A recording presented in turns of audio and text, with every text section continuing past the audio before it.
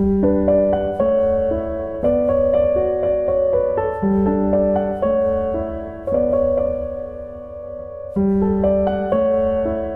libro, una hora. Dirigido por Antonio Martínez Asensio. Bienvenidos una semana más a Un libro, una hora. Hoy vamos a contarles el último encuentro de Sándor Márai. Sándor Márai nació en 1900 en Kassa, una pequeña ciudad húngara que hoy pertenece a Eslovaquia. Tras iniciar su carrera escribiendo en alemán, Márai decidió usar su lengua natal para desarrollar su obra literaria, en la que destacó además en la narrativa, en la poesía, la dramaturgia y en la crónica periodística. Tiene un estilo realista y descarnado y se le ha comparado con Mann y con Zweig. Sus diarios y memorias resultan indispensables para conocer la Hungría invadida por alemanes y por soviéticos. Abandonó su país en 1948 con la llegada del régimen comunista y emigró a Estados Unidos. La prohibición de su obra en Hungría hizo caer en el olvido a quien en ese momento estaba considerado uno de los escritores más importantes de la literatura centroeuropea. Hubo que esperar varias décadas para que fuese redescubierto en su país y en el mundo entero. Las muertes de sus tres hermanos, la de su mujer y la de su hijo, en un lapso de 1 año y medio lo dejaron en la soledad más absoluta. Tenía la visión muy reducida, leía a duras penas y caminaba casi desvalido por una ciudad desconocida. Con un disparo en la cabeza se suicidó en febrero de 1989, cuando faltaban pocos meses para la caída del muro de Berlín. El último encuentro fue escrita en 1942, con Márai instalado en Budapest, Hungría inmersa en la Segunda Guerra Mundial, oficialmente unida al Eje, aunque negociando en secreto con Inglaterra y Estados Unidos. Ambiente de guerra, de cambio, de peligro, de despedida del antiguo régimen y de sus formas de vida, de decadencia y de incertidumbre ante el futuro. Es una novela deliciosa. Para mí, es la novela de la amistad y de la lealtad. Vamos allá. El general se entretuvo casi toda la mañana en la bodega del lagar.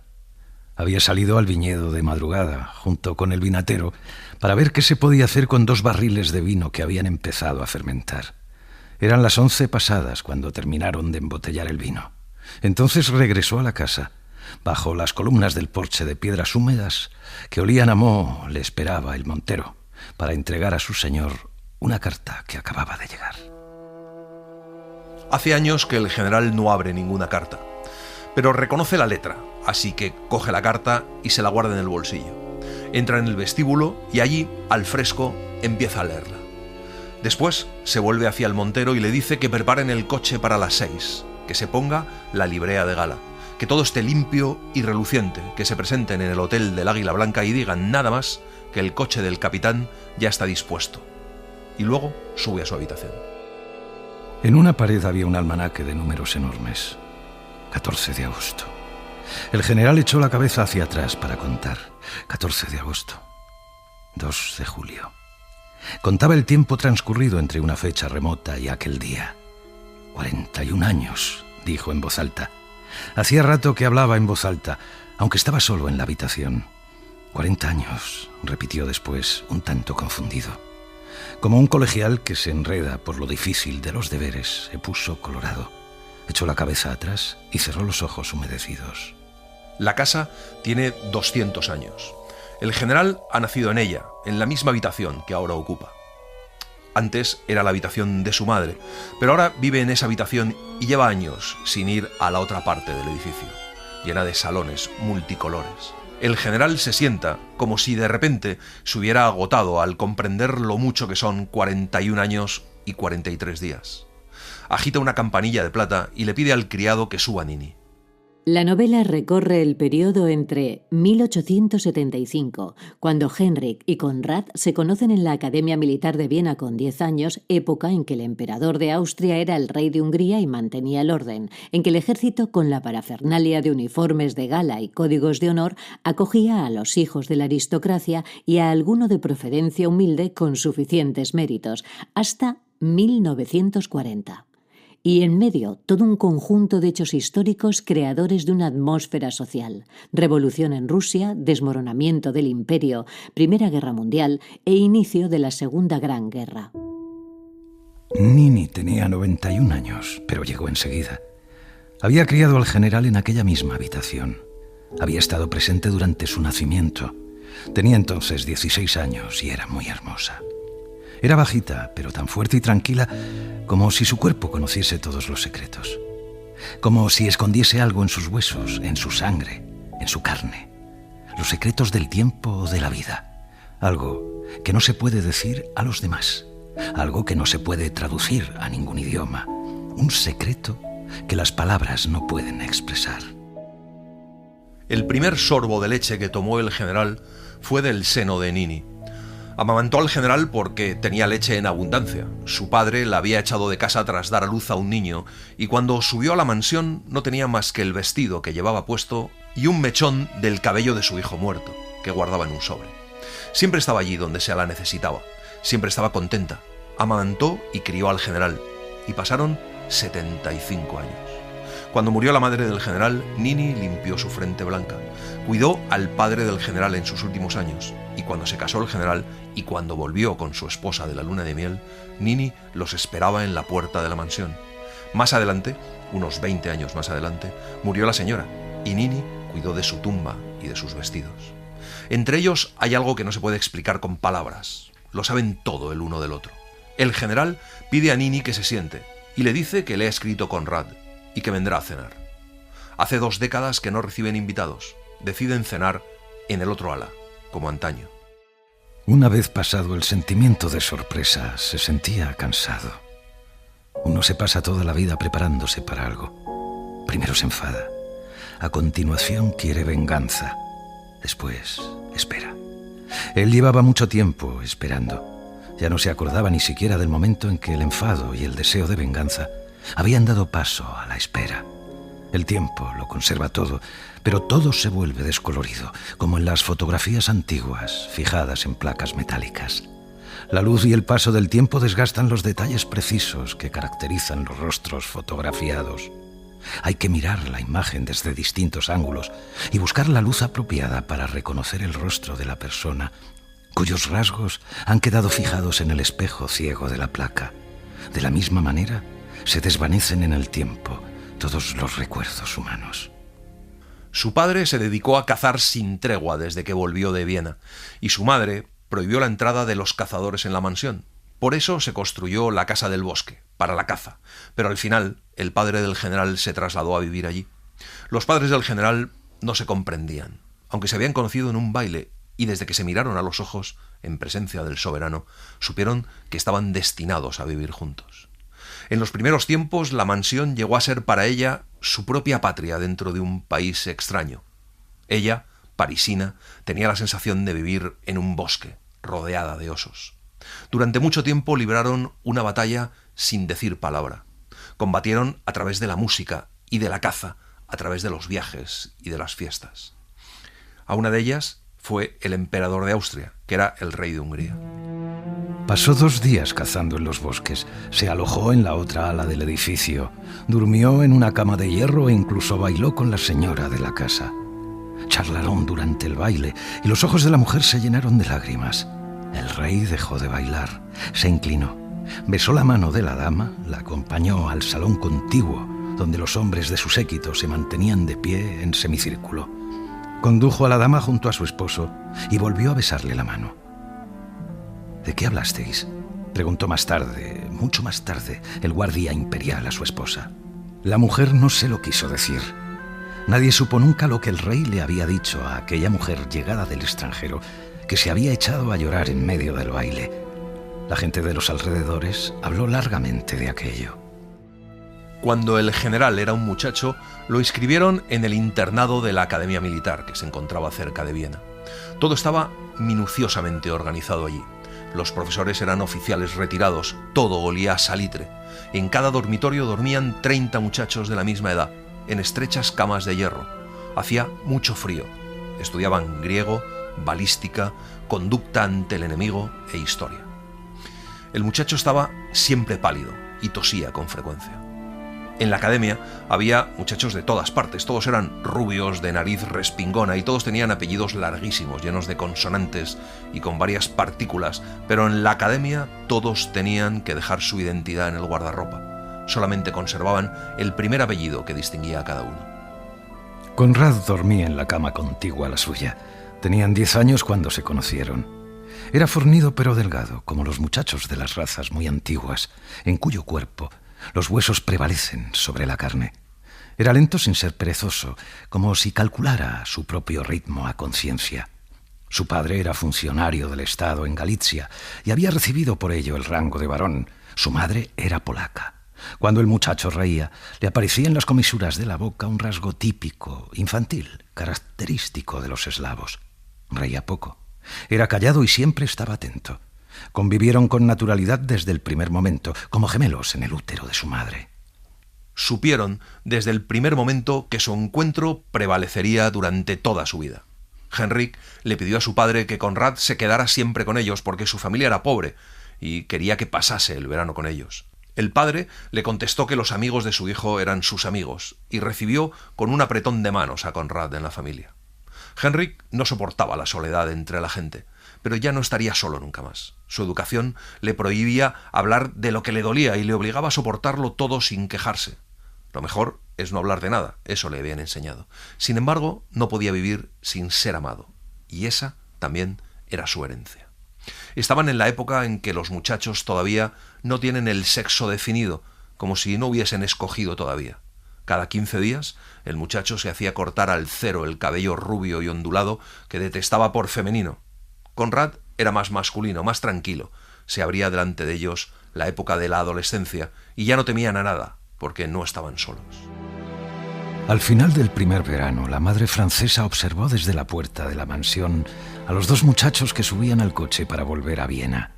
Cuando partieron, le dijo a Nini sonriendo: «Por fin un matrimonio bien avenido». Sin embargo, Nini no sonreía. Los muchachos llegaban juntos cada verano. Más adelante empezaron a pasar las vacaciones de Navidad también juntos en la mansión. Era común todo lo que tenían: sus trajes, su ropa interior. En la mansión compartían la misma habitación, leían el mismo libro a la vez. Juntos descubrían Viena y los bosques, la lectura y la caza, montar a caballo y la vida militar, la amistad y el amor. Nini se preocupaba, a lo mejor estaba un tanto celosa. Aquella amistad ya duraba 4 años. Los 2 muchachos empezaban a aislarse del mundo, tenían sus secretos. Su relación era cada día más profunda, más tensa. A Nini le preocupa que Conrad se vaya un día y lo que sufrirá Henrik. Pero la madre le contesta que así es la vida, que un día todos hemos de perder al ser amado. En la academia, los demás muchachos dejan pronto de hacer bromas sobre su amistad. Se acostumbraron a ella como a un fenómeno natural. Cuando hablaban de cualquiera de los 2, mencionaban a ambos, Henrik y Conrad o Conrad y Henrik. Era un afecto sin egoísmos, sin intereses, donde no se desea nada del otro, donde no se pide nada, ninguna ayuda, ningún sacrificio. Los 2 muchachos sentían que vivían en un estado de gracia, un estado que no se puede nombrar, un estado maravilloso de la vida humana. Cuando los muchachos de la academia empezaron a volverse adolescentes y a hacer indecencias, tratando con triste fanfarronería de conocer los secretos de la vida adulta, Conrad hizo jurar a Henrik que ellos vivirían en la pureza. Mantuvieron su palabra durante largos años. No les fue fácil. Se confesaban cada 15 días, preparaban juntos la lista de sus pecados. Sus deseos se declaraban en la sangre, en los nervios. Los 2 muchachos se volvían pálidos y se mareaban con cada cambio de estación, pero seguían viviendo en la pureza, como si la amistad, cuya capa mágica cubría sus jóvenes vidas, pudiera compensarlo todo, todo aquello que los demás, los curiosos y los impacientes, perseguían entre terribles sufrimientos que los conducían hacia los paisajes oscuros de los bajos fondos de la vida. Un verano viajaron a Galicia para visitar a los padres de Conrad. Eran ya jóvenes oficiales. Se alojaban en una fonda, puesto que en la casa del barón solo había 3 habitaciones y muy pequeñas. La primera noche cenaron carnes grasientas y vinos olorosos y fuertes. La madre polaca era melancólica e iba maquillada con colores vivos, morados y rojos, como una cacatúa. Les servían como si la felicidad de aquel hijo al que veían poco dependiese de la calidad de los platos. Después de cenar, ya en la fonda, Conrad le confiesa a Henrik lo que sus padres han estado haciendo por él durante 22 años. Cada par de guantes, explicaba Conrad, que he tenido que comprarme para ir contigo al teatro llegaba de aquí. Si me compro una silla de montar, ellos no comen carne durante 3 meses. Si doy una propina en una fiesta, mi padre no fuma puros durante una semana. Y todo esto dura ya 22 años. Sin embargo, nunca me ha faltado de nada. En algún lugar lejano de Polonia, en la frontera con Rusia, existe una hacienda. Yo no la conozco. Era de mi madre. De allí, de aquella hacienda, llegaba todo. Primero vendieron los muebles, luego el jardín, las tierras, la casa. Después vendieron su salud, su comodidad, su tranquilidad, su vejez. Las pretensiones sociales de mi madre, la posibilidad de tener una habitación más en esta ciudad piojosa, la de tener muebles presentables y la de recibir visitas. Henrik le dice que lo siente, y Conrad le contesta que no tiene por qué disculparse, que solo quería que lo supiera. Para Conrad es muy difícil vivir así, como si su vida no le perteneciese. Pasaron 4 años en la ciudad. Cuando partieron, sintieron por primera vez que algo había ocurrido entre los dos, como si uno de los dos le debiera algo al otro. Aunque todo esto no se podía precisar con palabras. Otra de las cosas que les separaba o les diferenciaba era la música. Para Conrad era como un lugar secreto solo para él, donde nadie podía alcanzarle. Henrik, en cambio, tenía callos en los oídos. Le bastaba con la música zíngara y los valses de Viena. Pero Conrad palidecía cada vez que escuchaba música. Cualquier tipo de música, incluso la más popular, lo tocaba tan cerca como si le estuvieran tocando el cuerpo de verdad. La música rompía en pedazos el mundo a su alrededor, cambiaba las leyes establecidas de manera artificial durante unos instantes. En esos momentos, Conrad no era un soldado. Todos le prestaron atención máxima, puesto que en su voz resonaba una tristeza como la que suena en la voz de los desterrados cuando hablan de su patria, de su nostalgia. El guardia imperial también observaba al amigo de su hijo con atención, como si lo estuviese mirando por primera vez. Por la noche, cuando se quedó a solas con su hijo en la sala de fumar, le dijo: «Conrad nunca será un soldado de verdad». «¿Por qué?», preguntó el hijo asustado. Sabía que su padre tenía razón.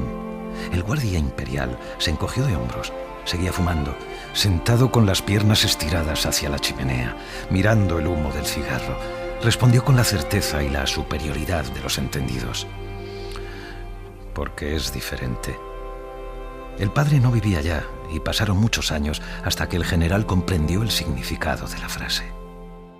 Como señala Liliana Costa en El último encuentro, tienen mucha importancia las casas. Los padres del general se construyeron espacios propios para vivir. La mansión fue hecha a imagen y semejanza de la madre, y cuando el padre vio su casa transformada, se sintió atrapado y buscó reparar la falta construyéndose una casita en el bosque. La casa sufre las transformaciones de los hombres que viven en ella, tiene vida propia, se identifica con sus habitantes y comparte sus alegrías y sus tristezas. La casa vive también el reencuentro a su manera. También tendrá mucha importancia la casa de Conrad. Los dos jóvenes vivían juntos en Viena. Alquilaron un piso con 3 habitaciones. Conrad alquiló un piano. Vivía como si fuera un monje, como si no viviera en este mundo. Henrik volvía casi siempre después de medianoche, de algún baile, de alguna fiesta, donde sonaba la música en los restaurantes, en las salas de baile, para que la vida fuera más placentera, sencillamente. La música que Conrad prefería no sonaba para que la gente olvidara ciertas cosas, sino que despertaba pasiones, despertaba incluso un sentimiento de culpa, y su propósito era lograr que la vida fuera más real en el corazón y en la mente de los seres humanos. A veces charlaban hasta el alba. Conrad hablaba de sus lecturas y Henrik de sus experiencias de la vida. Suplicaba a Conrad que aceptara parte de su fortuna, ya que él era incapaz de gastarla solo. Conrad le explicaba que no podía aceptar ni un céntimo de su dinero. Como se amaban, se perdonaron mutuamente su pecado original.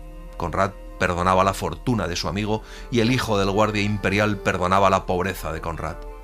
Pero Conrad tenía una especie de dominio sobre el alma de su amigo. ¿Qué significaba este dominio? El poder humano siempre conlleva un ligero desprecio, apenas perceptible, hacia aquellos a quienes dominamos. Solamente somos capaces de ejercer el poder sobre las almas humanas si conocemos a quienes se ven obligados a someterse a nosotros, si los comprendemos y si los despreciamos con muchísimo tacto. Aquellas charlas nocturnas en la casa de Hietchin se convirtieron con el tiempo en conversaciones entre maestro y discípulo, llegando a adquirir este aspecto. El general saca primero su uniforme de gala. Hace una década que no se lo ha puesto, pero finalmente se viste de negro, con una corbata de rayas blancas. Con manos temblorosas abre un compartimento secreto de un cajón que contiene una pistola belga, un fajo de cartas atadas con un lazo azul y un cuaderno delgado de tapa de terciopelo amarillo que lleva impresa con letras doradas la palabra souvenir. Se guarda el cuaderno en un bolsillo de la chaqueta. Se queda de pie, al lado de la ventana. Un carruaje avanza lentamente por el camino. El invitado no tardará en llegar a la mansión. Lo observa como los cazadores cuando tienen a su presa en el punto de mira. Cuando sale vestido, se encuentra con Nini, que le pregunta si quiere volver a poner el cuadro en su sitio, y él le contesta que ni siquiera sabía que aún lo conservase. Todo está dispuesto exactamente como lo estaba la última vez que cenaron allí. ¿Qué quieres de ese hombre?, preguntó de repente la nodriza. La verdad, respondió el general. Conoces muy bien la verdad.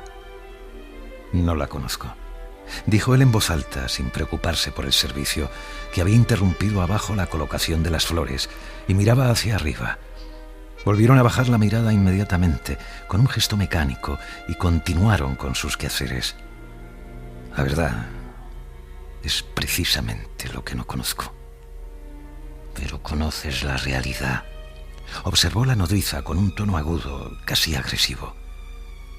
La realidad no es lo mismo que la verdad, respondió el general. La realidad son solo detalles. Ni siquiera Cristina conocía la verdad. Quizás la sepa Conrad. Y entonces Nini le dice que cuando Cristina entró en agonía, le llamó a él, a Henrik, y se lo dice para que no se le olvide esta noche. Se oye crujir la gravilla del camino de la entrada. Henrik baja la escalera con la espalda recta, vestido de negro, con pasos de viejo un tanto rígidos. En ese momento se abre la puerta y aparece en el umbral, detrás del criado, un hombre muy mayor. Ya ves, he vuelto, dijo el invitado en voz baja. Nunca lo he dudado, respondió el general también en voz baja, sonriendo. Se dieron la mano con gran cortesía. Se acercan a la chimenea y se observan con atención, con ojos de experto. Los dos sienten que el tiempo de espera de las últimas décadas les ha dado fuerzas para vivir.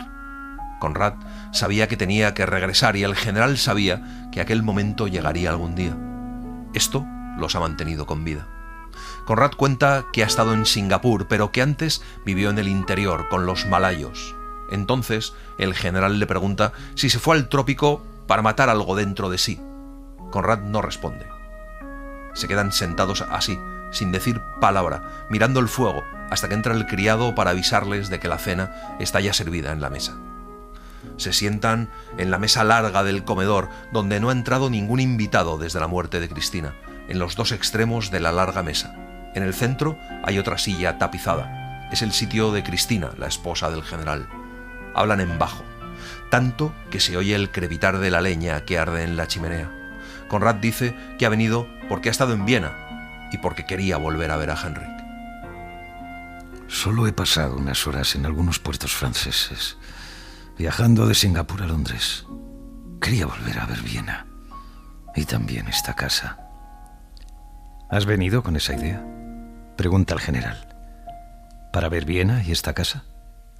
¿O también tenías algún negocio que resolver en el continente? Ya no tengo ningún negocio que resolver, responde. Tengo 73 años como tú.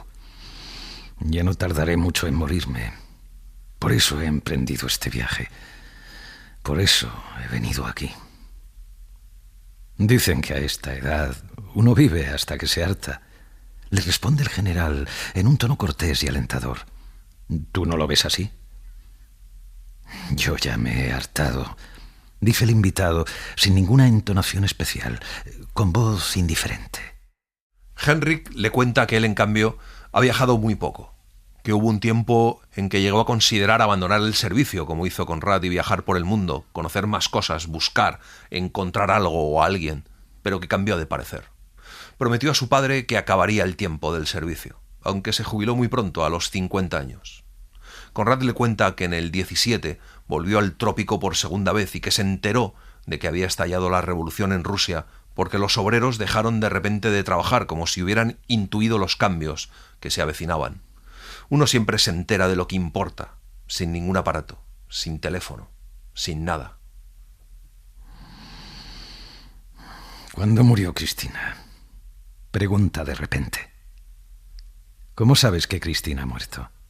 Pregunta el general en un tono neutro.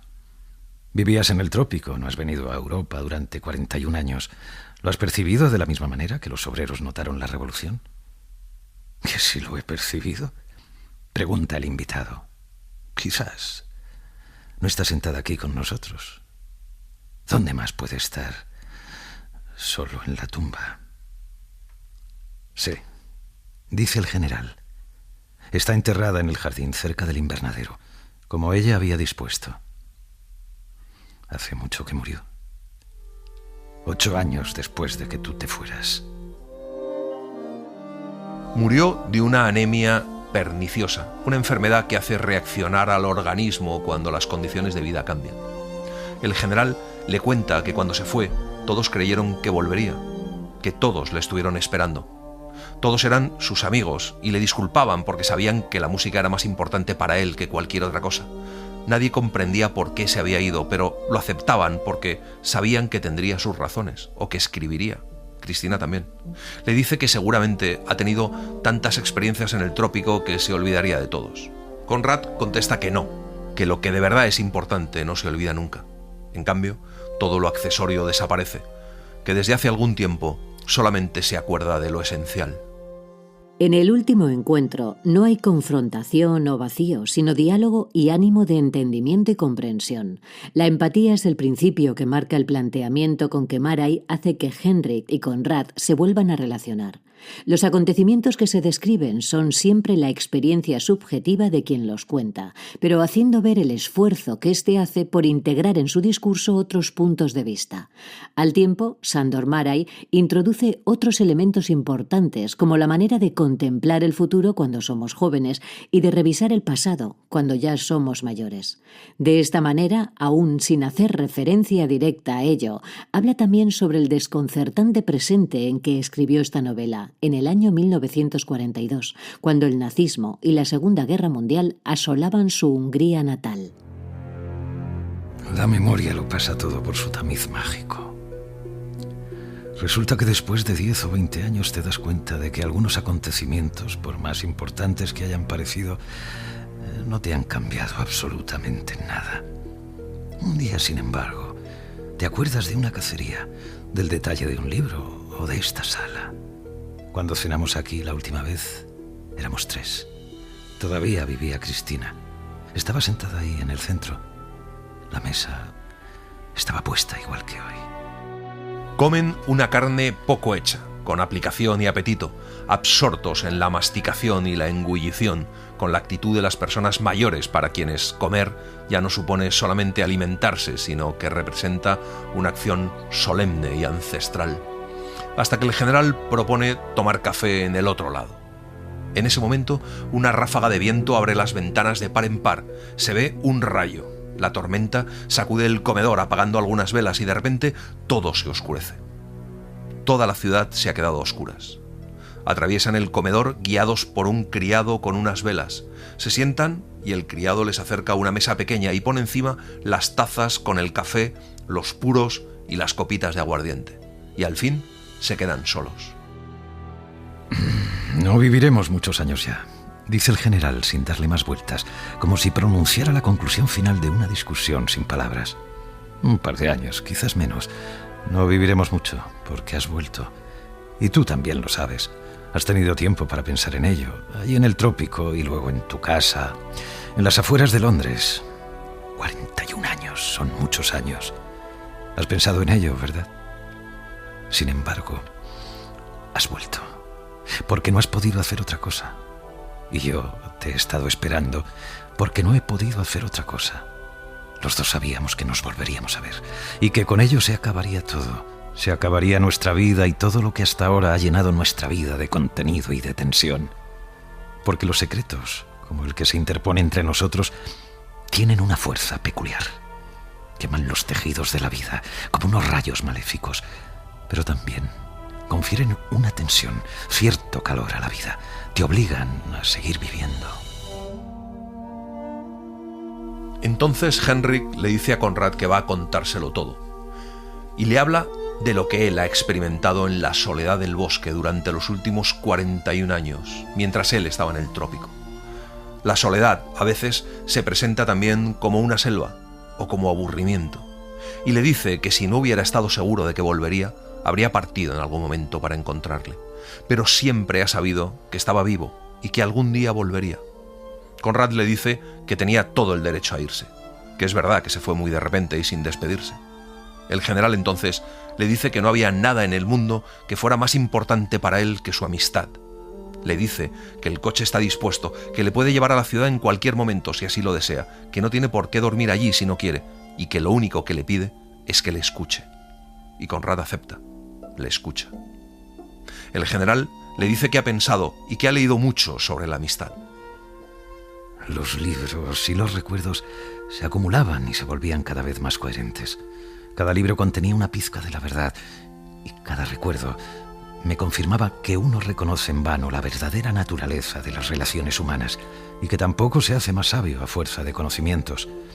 Por eso no tenemos ningún derecho a exigir ni la verdad ni la fidelidad de aquel a quien un día aceptamos como amigo, ni siquiera aunque los acontecimientos hayan demostrado que ese amigo ha sido infiel. ¿Estás absolutamente seguro?, pregunta el invitado, ¿de que aquel amigo fue infiel? El general le dice que no está seguro del todo y que por eso está allí. Y continúa diciéndole que una acción en sí no representa la verdad, sino que solo es una consecuencia, que hay que conocer los motivos. Para el general es fácil comprender el hecho de la huida de Conrad, pero no los motivos. Durante 41 años ha buscado y examinado cada posibilidad que pudiera explicar ese paso incomprensible, pero ninguna de sus hipótesis le ha dado la respuesta. Solamente la verdad puede darle la respuesta. A Conrad le parece que huida es una palabra muy dura, y el general le contesta que aquel día de julio, cuando dejó la ciudad, Conrad sabía que dejaba atrás una deuda, y le cuenta que por la noche fue a su casa y le recibió su ordenanza, y luego se quedó solo en su habitación. Hubiese aceptado cualquier cosa como excusa, como explicación, incluso la infidelidad hacia los ideales más nobles del mundo. Había una sola y única cosa que no me podía explicar, que hubieses pecado contra mí. Eso no lo comprendía. Para eso no existía ninguna excusa. Te fuiste como un malversador, como un ladrón. Te fuiste después de haber estado con nosotros, con Cristina y conmigo, aquí, en esta misma casa, donde solíamos pasar horas y horas todos los días y algunas noches durante años, en medio de una confianza y de una íntima hermandad como la que une a los gemelos, esos seres peculiares que la naturaleza caprichosa une para siempre, en la vida y en la muerte. Y allí, en esa habitación, Henrik se pregunta quién era Conrad en realidad, qué había querido de verdad, qué había sabido de verdad, a qué había sido fiel o infiel, con quién se había comportado con valentía o con cobardía. Pero la pregunta fundamental es qué había tenido en común y, sobre todo, si había sido realmente su amigo. Te fuiste sin despedirte, aunque no del todo, puesto que el día anterior, durante la cacería, había ocurrido algo cuyo significado solo comprendí más adelante, y aquello ya había sido una despedida. Uno nunca sabe qué palabras o acciones suyas anuncian algo definitivo, un cambio fatal e irrevocable en sus relaciones. Y es que Henrik supo en la cacería que todo acababa de madurar, de revelarse, que aquel era el instante en el que todos encontraron su lugar. Fue la última gran cacería que hubo por aquellos bosques. Aunque la cacería, la verdadera cacería, era otra cosa. Conrad cazaba con una expresión de desprecio. El general le recuerda que llevaba el arma de una manera descuidada, como si fuera un bastón o una caña, porque no conocía esa extraña pasión, la más secreta de todas las pasiones de la vida de un hombre, la pasión por matar. Conrad se ríe, pero el general le dice que no esté tan seguro de no haber matado nunca a ningún ser vivo. La disposición para matar, la atracción cargada de prohibiciones, la pasión más fuerte, un impulso que no es ni bueno ni malo, el impulso secreto, el más poderoso de todos, ser más fuerte que el otro, más hábil, ser un maestro, no fallar. Es lo que siente el leopardo cuando se prepara para saltar, la serpiente cuando se yergue entre las rocas, el cóndor cuando desciende de las alturas y el hombre cuando contempla su presa. Esto mismo sentiste tú, quizás por primera vez en tu vida, cuando en aquel bosque, en aquel punto de acecho, levantaste el arma y apuntaste para matarme. Conrad no reacciona, no protesta, no da indicios de haber oído la acusación. Y entonces el general se lo recuerda. Era el momento exacto en que la noche se separa del día, el mundo inferior del mundo superior. A los cazadores y a los animales salvajes les gusta ese instante. Ya no es de noche, pero tampoco es de día. Es el momento en que ocurren cosas no solamente en las profundidades del bosque, sino también en el fondo oscuro de los corazones humanos, porque todas las pasiones anidan en la noche del alma humana. También existen instantes en que no es de noche ni de día en los corazones humanos, instantes en que los animales salvajes salen de las madrigueras del alma y en que tiembla en nuestro corazón y se transforma en movimiento en nuestra mano una pasión que hemos tratado en vano de domesticar durante años. Pero el contenido real de la pasión es más fuerte que nuestros propósitos. En el fondo de cada relación humana existe una materia palpable y esa realidad no cambia por muchos argumentos o astucias que se utilicen. La realidad era que tú me odiabas, que me habías odiado durante 22 años, con una pasión cuyo fervor caracteriza solo las relaciones más intensas como... Sí, como el amor. Me odiabas y cuando un sentimiento, una pasión se apodera por completo del alma humana, al lado del entusiasmo arde el deseo de venganza también, porque la pasión no conoce el lenguaje de la razón ni sus argumentos. Para una pasión es completamente indiferente lo que reciba de la otra persona. Quiere mostrarse por completo, quiere hacer valer su voluntad, incluso aunque no reciba a cambio más que sentimientos tiernos, buenos, modales, amistad y paciencia. Me odiabas. Y tu odio era un lazo tan fuerte como si me hubieses amado. El general le dice que ha tenido mucho tiempo para analizar por qué Conrad le odiaba. Y cree que le odiaba ya desde niño, desde el primer instante en que se conocieron en la academia, porque Henrik tenía algo que a Conrad le faltaba. Le dice que la mayor tragedia con que el destino puede castigar a una persona es el deseo de ser diferente de quien es, porque hay que conformarse y soportar que las personas que amamos no siempre nos amen, o que no nos amen como nos gustaría. Soportar que una persona en concreto sea superior a nosotros por sus cualidades morales o intelectuales. Y eso es lo que el general cree que Conrad no ha podido soportar. Y le dice que hay personas a quienes todo el mundo quiere, a quienes todo el mundo regala con una sonrisa, a quienes todos miman y perdonan. Si tú me veías así, te equivocaste. Solamente tus celos pudieron imaginarme de esa manera distorsionada. No estoy tratando de defenderme, porque quiero saber la verdad, y el que busca la verdad tiene que empezar buscando dentro de sí. Lo que tú interpretabas como una gracia, como un don divino en mí, no era otra cosa que benevolencia. Yo fui benévolo hasta el día en que... Sí, hasta el día en que estuve en tu casa, de donde tú acababas de huir. Pero la forma de percibir la amistad en el caso de Henrik era distinta. Aunque Henrik tenía éxito social y todo el mundo le quería, tenía la sensación de que su amistad con Conrad era como la amistad entre los hombres de las leyendas antiguas. Mientras uno iba por los caminos soleados del mundo, el otro se quedaba en la sombra, a propósito. El general piensa que eran diferentes, pero estaban unidos, que se complementaban bien, que formaban una alianza y que todo lo que le faltaba a Conrad se completaba con lo que el mundo le regalaba a Henrik. Y le dice, en voz muy alta, que ellos eran amigos y no hay nada en el mundo que pueda compensar una amistad. Ni siquiera una pasión devoradora puede brindar tanta satisfacción como una amistad silenciosa y discreta, para los que tienen la suerte de haber sido tocados por su fuerza. Pero quizás, dice el general, en el momento en el que Conrad levantó el arma contra él para matarle, su amistad llegaba a su fin. Sentí tus movimientos, sentí con exactitud lo que estabas haciendo, como si hubiese estado viéndote. Estabas detrás de mí, a un lado, a poca distancia, y yo sentí que levantabas el arma, que la apoyabas en tu hombro y que me apuntabas. Sentí que cerrabas un ojo y que lentamente volvías el fusil hacia mí.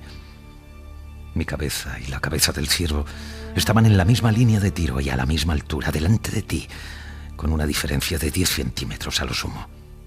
Sentí que tus manos temblaban, y con la exactitud que solo el cazador es capaz de tener para juzgar una situación en el bosque, me di cuenta de que desde donde estabas no podías apuntar al ciervo.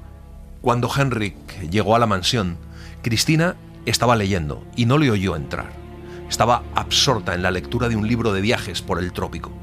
Cuando levantó los ojos y le vio, se puso muy pálida. Le estuvo mirando un rato sin decir palabra, con los ojos muy abiertos, y aquel instante fue tan largo y tan tenso como el otro, cuando esperaba inmóvil que Conrad disparara. Henrik aún se estaba preguntando por la razón de esa mirada cuando llegó Conrad a cenar. El general recuerda que aquella noche Conrad le preguntó a Cristina sobre su lectura y que ambos hablaron sobre el trópico, excluyendo a Henrik de la conversación. Más tarde, cuando me enteré de que me habíais traicionado aquella noche, me acordé de la escena. Volví a oír las palabras que os habíais dicho y me di cuenta con verdadera admiración de lo bien que actuasteis. Para Henrik era una locura suponer que Conrad y Cristina podían traicionarle.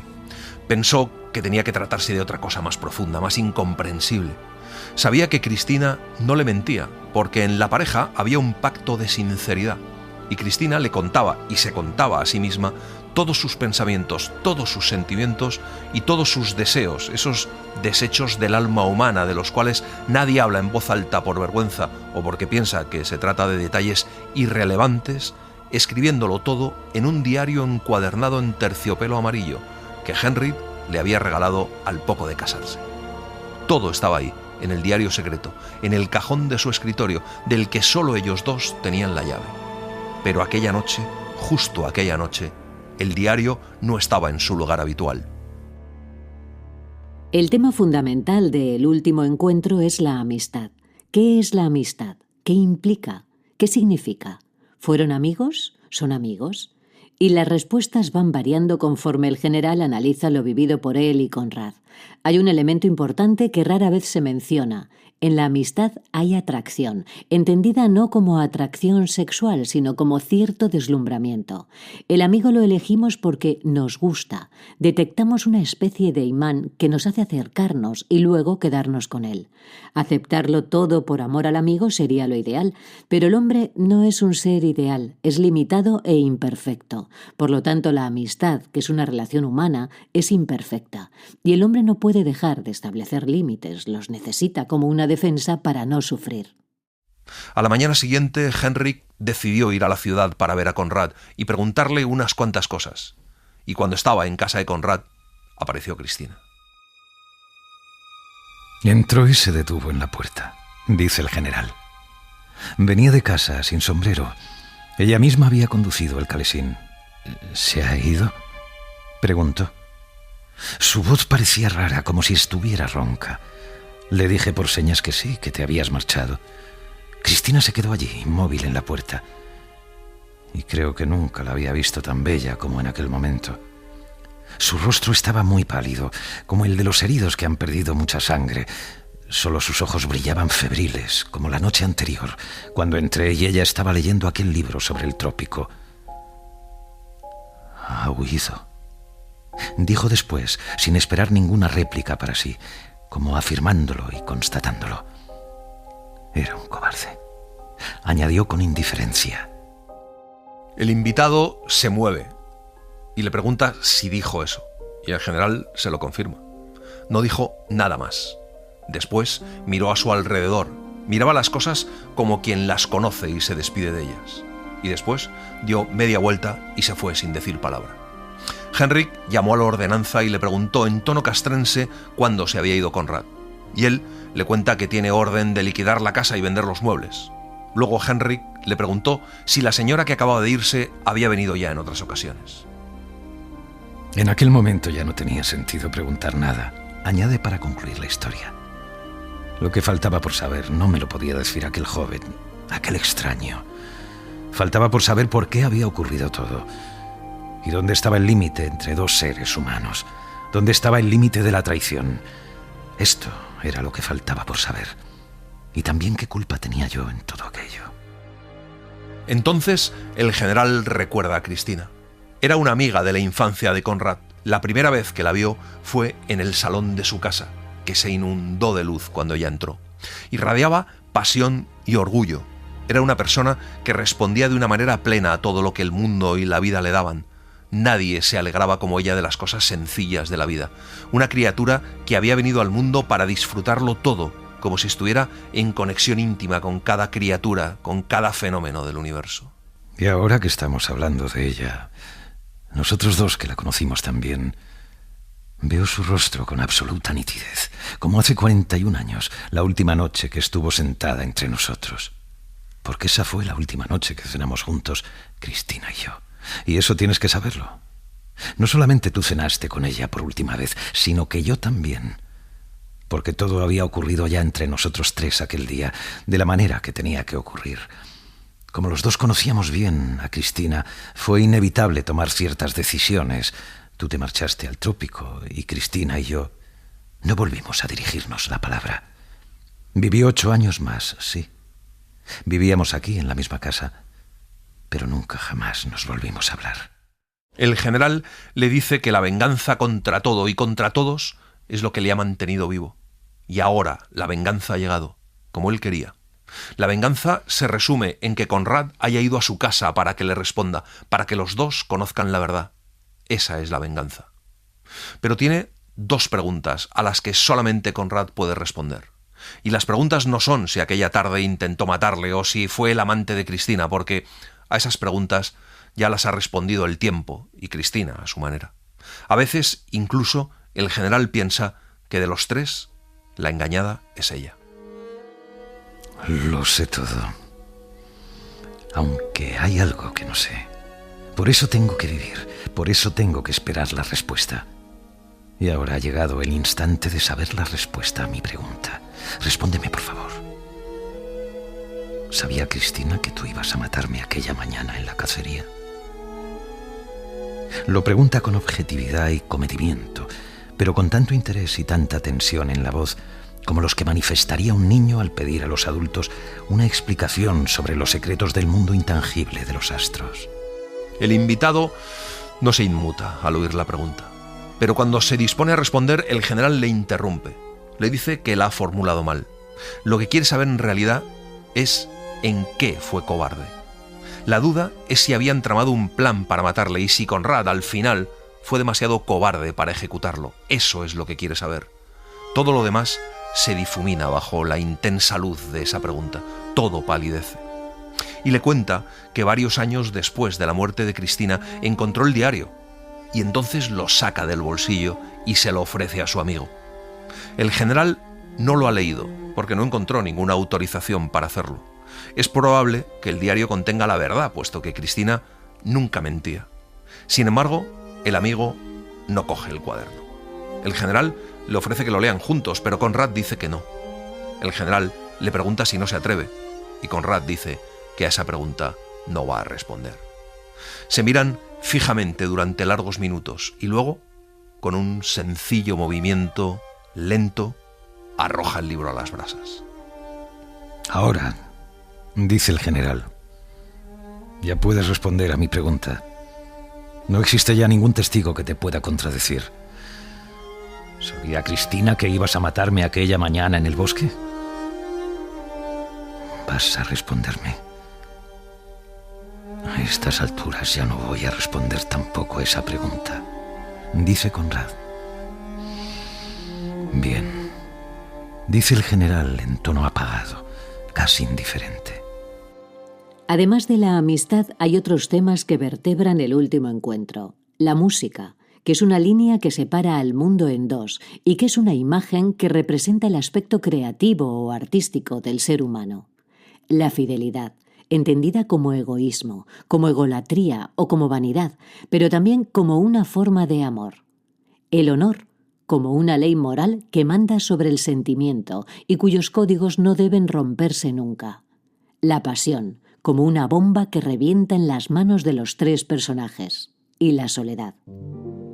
Está amaneciendo. Los dos parecen muy viejos. Conrad dice que ya es hora de que se vaya. Se ponen en pie. Cerca de la puerta, el general pone la mano sobre el picaporte. Se quedan así, el uno frente al otro, ligeramente inclinados, listos para la despedida. De repente Conrad le dice que le había dicho que eran 2 preguntas y que solo le ha hecho una. La otra pregunta se reduce a saber qué ganamos nosotros con toda nuestra inteligencia, con toda nuestra vanidad y con toda nuestra superioridad. La otra pregunta es si esa penosa atracción por una mujer que ha muerto no habrá sido el verdadero contenido de nuestras vidas. Quizás, dice el general, el último significado de sus vidas haya sido la pasión que los mantuvo unidos a alguien. Y le pregunta a Conrad si no cree que el sentido de la vida no es otro que la pasión que un día colma nuestro corazón, nuestra alma y nuestro cuerpo, y que después arde para siempre, hasta la muerte, pase lo que pase. Y si han vivido esa pasión, quizá no hayan vivido en vano. ¿Por qué me lo preguntas? Dice el otro con calma. Sabes que es así. Se miran de hito en hito. El general respira con dificultad. Abre la puerta. Las luces y las sombras bailan por la escalera. Bajan sin decir palabra. Los criados salen a su encuentro con velas, con el abrigo y el sombrero del invitado. Delante de la puerta de doble hoja se oye el ruido de las ruedas del coche sobre la gravilla blanca. Se despiden sin decirse nada, con un apretón de manos y haciéndose una profunda reverencia. El general regresa a su habitación. Al final del pasillo le espera Nini. Caminan juntos hacia el dormitorio. El general camina despacio, apoyándose en el bastón. Avanzan por el pasillo lleno de retratos. El hueco que indica el sitio del retrato de Cristina hace que el general se detenga. Le dice a Nini que ya puede ponerlo en su sitio. Se dan las buenas noches. La nodriza se alza de puntillas y con la mano pequeña, huesuda y de piel amarillenta, dibuja sobre la frente del anciano la señal de la cruz. Se dan un beso. Es un beso extraño, breve y peculiar. Si alguien lo observara, seguramente sonreiría. Pero como cada beso humano, es también una respuesta, a su manera distorsionada y tierna, a una pregunta que no se puede formular con palabras.